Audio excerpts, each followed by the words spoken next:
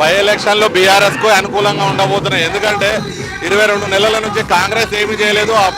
ఆ విషయం ప్రజలందరికీ తెలుసు కాబట్టి తప్పకుండా బీఆర్ఎస్ ఇక్కడ విజయం సాధిస్తుందని మేము అనుకుంటున్నాము. ఎందుకంటే తప్పకుండా మేము గ్రౌండ్ లో తిరుగుతున్నాము. ఎక్కడ తిరిగినా సరే పబ్లిక్ కూడా ఏమంటున్నారంటే ఈ 22 నెలలలో మేము ఎంతో వెనుకబడిపోయాము.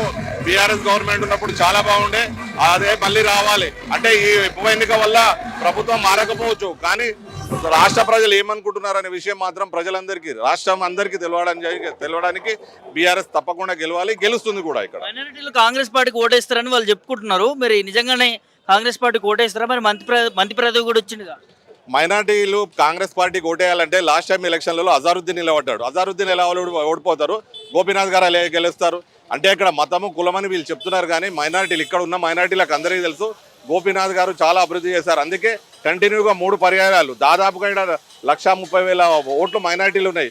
అయినా సరే 3 పర్యాయాలు గోపీనాథ్ గారు గెలిచారంటే తప్పకుండా గోపీనాథ్ గారు చేసిన అభివృద్ధిని మైనార్టీ ప్రజలందరూ యాక్సెప్ట్ చేశారు కాబట్టి వారు గెలిచారు. లాస్ట్ టైం అజారుద్దీన్ గారు ఓడిపోయారు. ఇప్పుడు మంత్రి పదవి ఇచ్చినంత మాత్రం ఆయనకు వచ్చేది ఏం లేదు. అలా అనుకుంటే లాస్ట్ టైం అజారుద్దీన్ నిలబడ్డప్పుడే గెలవలేదంటే మైనారిటీ ప్రజలు కూడా వాళ్ళని నమ్ముతలేరు అనే విషయం దీనివల్ల స్పష్టమవుతుంది. వాళ్ళు చెప్పుకోవడం తప్ప ఇక్కడ మైనారిటీలు ఎవ్వరు కూడా వారికి ఓటేయరు. 3 సార్లు గెలిపించారు గోపీనాథ్ని. తెలంగాణకి జూబ్లీహిల్స్, ఇక్కడ జూబ్లీహిల్స్ ప్రాంతంలో ఏం అభివృద్ధి చేసిరు? మరోసారి ఓటేస్తే అభివృద్ధి వెనక్కి పోతుంది అంటున్నాడు రేవంత్.